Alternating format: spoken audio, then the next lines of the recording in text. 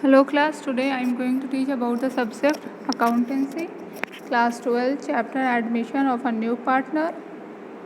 In this video we will discuss about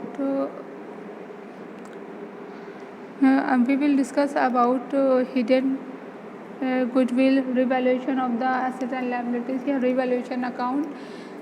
In this video we will solve some practical questions and on the basis of hidden goodwill and revaluation of the asset and liabilities या revaluation account. Question number 9, that is based on the hidden goodwill. Two partners are given. Two partners के जो amount है इसमें दिए हुए हैं ए और B, और कितना दिया हुआ है, एक का 13,000 रुपये अमाउंट दिया है, दूसरे का जो है 11,000 रुपये। दो पार्टनर्स हैं जो दो कैपिटल लेकर के आए, एक 13,000 एक 11,000। सी एज अ न्यू पार्टनर, और वो अपने साथ क्या लेकर के आया है, 1/5 of the share of the profit. और दूसरी चीज़ वो अपने साथ कैपिटल लेकर के आए 13,000 है। तो जनरल एंट्री हमको बनानी है इससे रिलेटेड।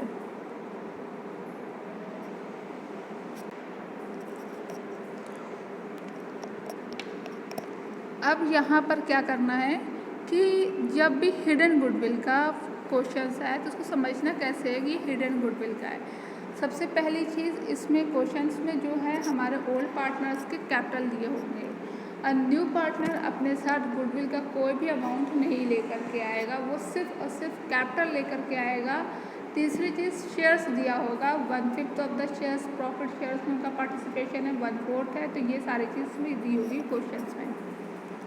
अब हमको सबसे पहले जब भी कोई भी पार्टनर अपने साथ कैपिटल लेकर के आता है तो इसका मतलब कि वो जो ऑलरेडी वहाँ उस फर्म का, पार्टनरशिप फर्म का जो कैपिटल मौजूद है उसका 1/5 उसको दिया गया है, तभी वो जो है उतना कैपिटल लेकर के आ रहा है। अब हमको ये पता करना है कि फर्म का टोटल कैपिटल कितना हुआ, उसी हिसाब से तो उसको दिया। जैसे कि अब किसी क्लास में बच्चे हैं 20, अब 20 बच्चे हैं और हमारे पास 20,000 रुपीज़ है। अगर हमने हर एक स्टूडेंट को 1,000 रुपये दिया तो इसका मतलब कि उस क्लास में 20,000 रुपीज़ था।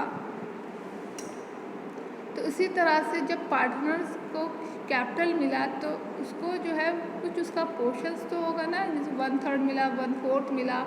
तीसरे नंबर का पार्टनर है तो 1/3 दिया गया, तो उसका टोटल कितना है।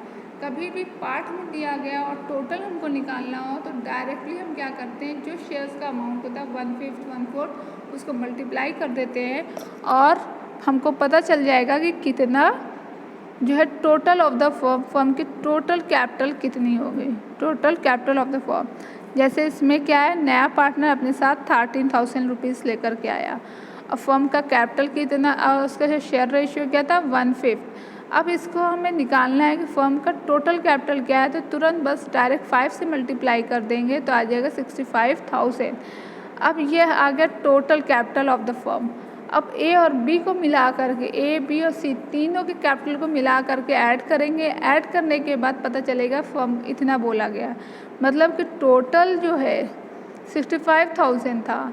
अब फर्म तीनों पार्टनर का जब कैपिटल मिलाया गया 13,000, 11,000 फिर 13,000, तो वो आया 37,000। मतलब 65,000 फर्म के कैपिटल में से 65,000 और 37 टोटल हो रहा है। इसका मतलब कुछ ऐसे गुडविल्स हैं जो कि छुपा लिए गए या ओवर ले लिए गए या अंडर ले लिए गए नए पार्टनर से। तो उस फर्म में जितना भी डिफरेंसेस होगा, जैसे कि इस क्वेश्चन में क्या है, डिफरेंसेस क्या है, 65,000 माइनस 37,000 दैट इज़ 28,000। इस 28,000 को हम जो है 1/5 में डिस्ट्रीब्यूट करेंगे, जिससे कि 5,600 आएगा। ये 5,600 न्यू प्रॉफिट शेयरिंग रेशियो से सैक्रिफाइसिंग रेशियो से हमारे ओल्ड पार्टनर को डिस्ट्रीब्यूट हो जाएंगे। क्वेश्चन नंबर 19 क्या है, रिवैल्यूएशन अकाउंट हमको बनाना है। इसमें ऊपर जो है बैलेंस शीट दी हुई है एसेट और लायबिलिटीज़ की। नीचे कह रहा सी एक पार्टनर है जो एडमिटेड हुए, जो अपने साथ 10,000 कैपिटल लेकर के आ रहे हैं, 4,400 अपने साथ गुडविल लेकर के आ रहे हैं। उनका शेयर क्या 2.7 है। गुडविल का अमाउंट जो है वो शेयर किया जाएगा ओल्ड प्रॉफिट शेयरिंग रेशियो से, ये तो पहले भी पता था। तीसरी चीज़ है एसेट्स की वैल्यू का रिवैल्यूएशन किया गया लैंड और बिल्डिंग की वैल्यू जो है वो 15,000 रुपये है। इस क्वेश्चन में अगर हम देखें तो लैंड और बिल्डिंग की वैल्यू कितनी है, 10,000। मतलब पहले 10,000 थी, 15 इंक्रीज़ हो गई। जब भी कोई भी चीज़ इंक्रीज़ होती है तो हम उसको क्रेडिट साइड, इधर साइड क्या दिखाते हैं, इंक्रीज अमाउंट दिखाते हैं। रिवैल्यूएशन अकाउंट में डिक्रीज़ होगी तो इधर डेबिट साइड दिखाएंगे। क्यों? क्योंकि रिवैल्यूएशन अकाउंट एक नॉमिनल अकाउंट होता है। फिर उसके बाद प्लांट और मशीनरी कह रहा है 4,000, तो 4500 जो है इस बैलेंस शीट में लिखा हुआ है।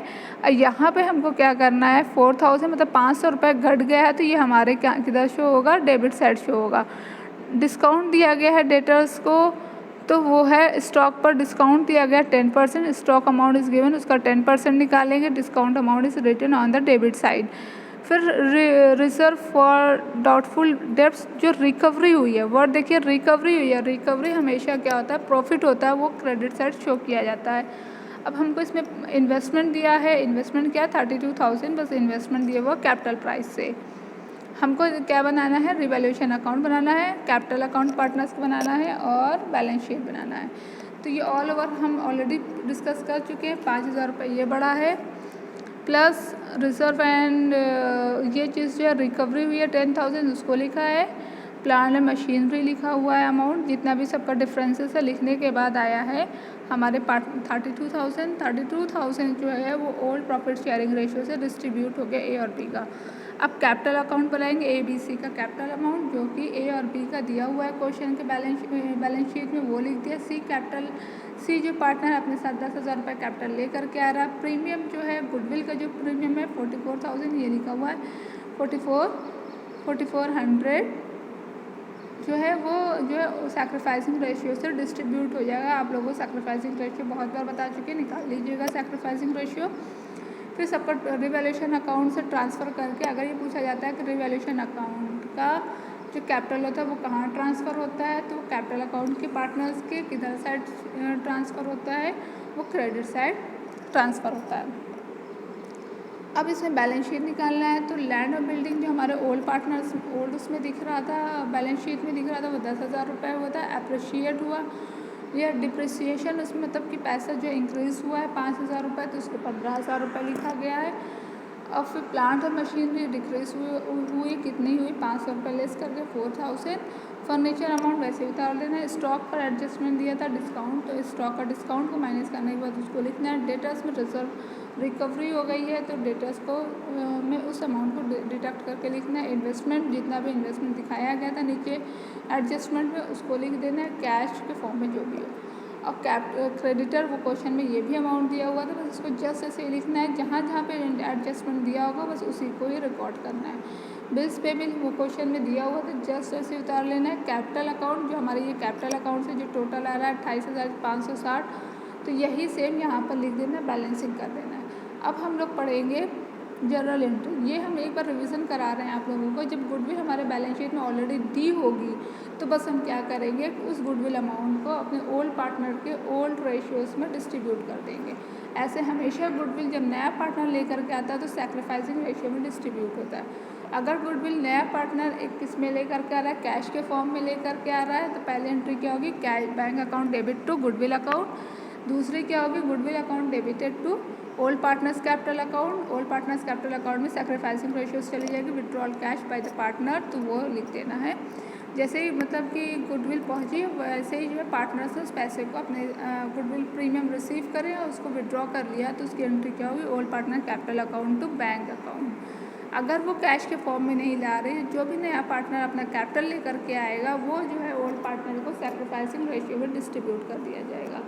अब यहाँ पे एडजस्टमेंट एंट्री दी गई है। एडजस्टमेंट एंट्री क्या है कि जब नया पार्टनर अपने साथ कैपिटल का कोई भी अमाउंट नहीं लेकर के आया तब हमको क्या करना है, तो उसकी दो कंडीशन होती है। हम ओल्ड पार्टनर्स के कैपिटल के हिसाब से नया पार्टनर का कैपिटल निकाल लेते हैं, या तो फिर नए पार्टनर का कैपिटल दिया होगा तो हम ओल्ड पार्टनर्स के कैपिटल निकाल करके उस हिसाब से कर लेते हैं। यहाँ पे एक एग्जाम्पल है, उस एग्जाम्पल से हम समझाएंगे। जैसे ए और बी दो पार्टनर है, उनकी शेयर कैपिटल दिया, उनकी कैपिटल अमाउंट दिया वो 20,000 30,000 रुपये। सी एडमिटेड हुआ और अपने साथ कितना लेकर के यही आया कैपिटल, ये नहीं शो बताया गया क्वेश्चन में। सी जो है वो अपने साथ 1/5 ऑफ द शेयर्स लेकर के आया है। और इसी के बेसिस पर हमको क्या करना है, कैपिटल कैलकुलेट करना है। टोटल कैपिटल क्या होगी ए और बी की, तो वो हम दोनों को ऐड करके लिख देंगे। अब हमको निकालना है कि फर्म की कितनी कैपिटल होगी, फर्म की टोटल, ये तो ए और बी की हुई है। अब फर्म की कितनी कैपिटल होगी, तो जो भी शेयर सी जो अपने साथ कितना शेयर का रेशियो ले आ रहा है 1/4, 1 माइनस से 1/4 निकालेंगे 3/4। जब भी इस तरह का कोई भी क्वेश्चन आएगा, जितनी भी कैपिटल क्वेश्चन में दी गई है, मतलब जैसे इसमें 50,000 दिया गया वो कर देंगे, रेसिप्रोकल कर देंगे, जैसे कि 3/4 है, 3/4 करेंगे तो ऊपर हो जाएगा 4/3। और नया फॉर्म, नया पार्टनर 1/4 रेशियो लेकर के आ रहा है, तो इसको कैलकुलेट करें 50,000 प्लस 4/3 इंटू 1/4, तो ये 4 कट जाएगा। इस तरह से ये करेंगे तो 16,600 16667 अमाउंट आएगा। तो I hope you can understand very well. कल ये पूरा चैप्टर जो है हमारा न्यू पार्टनर के एडमिशन का पूरा ख़त्म हो चुका है। अब इस पर 1-2 क्वेश्चंस लगाएंगे, 2-4 क्वेश्चन, और इसके बेसिस पर लगाएंगे। उसके बाद जो है वो नया चैप्टर स्टार्ट करेंगे, retirement and death of the partner, जो कि पार्टनरशिप का लास्ट चैप्टर होगा। डिसोल्यूशन ऑफ द पार्टनर, ये जो है लास्ट टाइम कट कर दिया गया था जब 30% रिडक्शन हुआ था, मगर तभी भी थोड़ा बहुत पढ़ाएंगे डिसोल्यूशन के बारे में। You have any doubt, you can ask me question. Thank you.